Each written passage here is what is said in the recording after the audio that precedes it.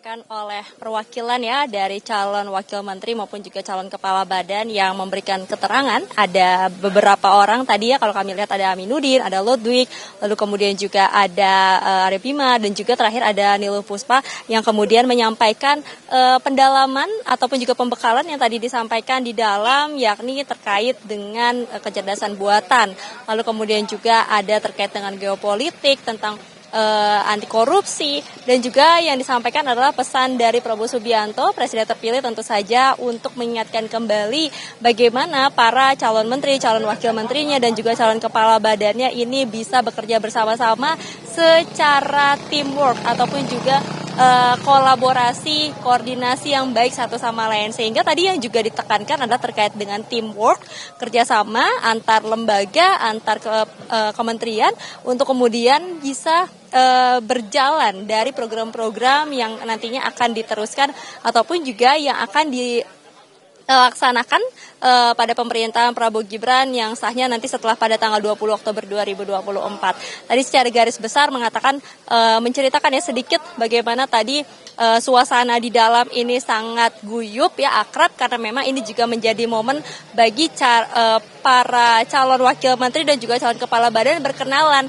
Karena tadi benar sekali yang disampaikan, ada sebagian dari politisi mungkin yang sudah saling kenal satu sama lain, tapi ada yang banyak sekali dari profesional ataupun juga dari pakar, sehingga ini pun juga menjadi momen mereka saling mengenal untuk membentuk lagi soliditas mereka, sehingga tadi yang disampaikan adalah ini menjadi hal ataupun juga menjadi momen menarik buat mereka sendiri, karena akhirnya bertemu dengan orang-orang dari berbagai aspek, dari berbagai perspektif yang juga bisa membantu mereka nantinya dalam menjalankan kebijakan maupun juga dalam menjalankan program-program di bawah pemerintahan Prabowo Gibran.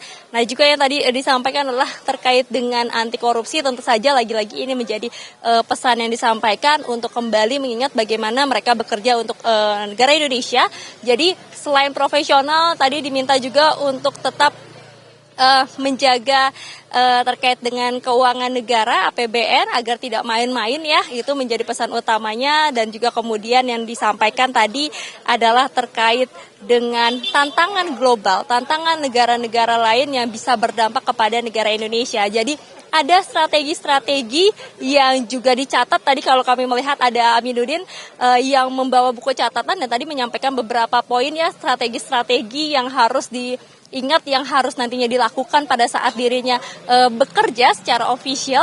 Jadi memang sekalipun pematerinya ini berasal dari luar negeri, orang-orang pilihan yang memang sudah dipertimbangkan dirasa ini mumpuni untuk memberikan materi, namun dari case study yang disampaikan, lalu kemudian juga dari perspektif yang berbeda, ini mengajak para calon wakil menteri dan juga calon kepala badan untuk melihat bagaimana dalam kondisi yang berbeda, negara yang berbeda, tapi bisa menemukan strategi-strategi maupun juga bisa mendapatkan mitigasi-mitigasi ataupun juga antisipasi yang bisa diterapkan dalam menjalankan pemerintahannya.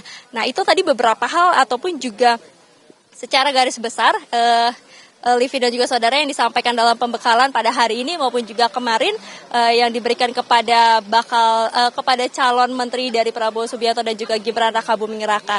Nah, kalau kemarin ada beberapa tokoh yang kemudian mengejutkan ya, hari ini juga kami melihat ada beberapa tokoh juga yang cukup mengejutkan ketika masuk ke dalam ataupun juga mengikuti pembekalan pada hari ini. Seperti misalnya salah satunya adalah Niluh Puspa yang kemudian merupakan seorang jurnalis. Ini tadi menceritakan bagaimana prosesnya dia kemudian ditawari ataupun juga diajak berdiskusi untuk bisa memberikan dirinya mengabdi kepada negara, dan juga tadi dikatakan memang ada beberapa poin yang menjadi pertimbangan, dan itulah yang membuat dirinya mau untuk memberikan waktunya, memberikan ilmunya, bekerja bersama-sama dalam kabinet pemerintahan Prabowo Gibran. Tadi juga disampaikan oleh Ludwig yang mengatakan bahwa memang ada 1 dan 2 orang yang baru bergabung ataupun juga baru kelihatan pada saat pembekalan pada hari ini, karena pada hari Selasa kemarin namanya belum ada, namanya belum masuk maupun juga dipanggil ke kediaman Prabowo Subianto yang ada di Kertanegara. Jadi memang hari ini ada tokoh baru, ada pengenalan, ada kemudian juga ilmu-ilmu baru yang bisa diterapkan ataupun juga yang bisa menjadi bekal buat para calon wakil menteri dan juga calon kepala badan.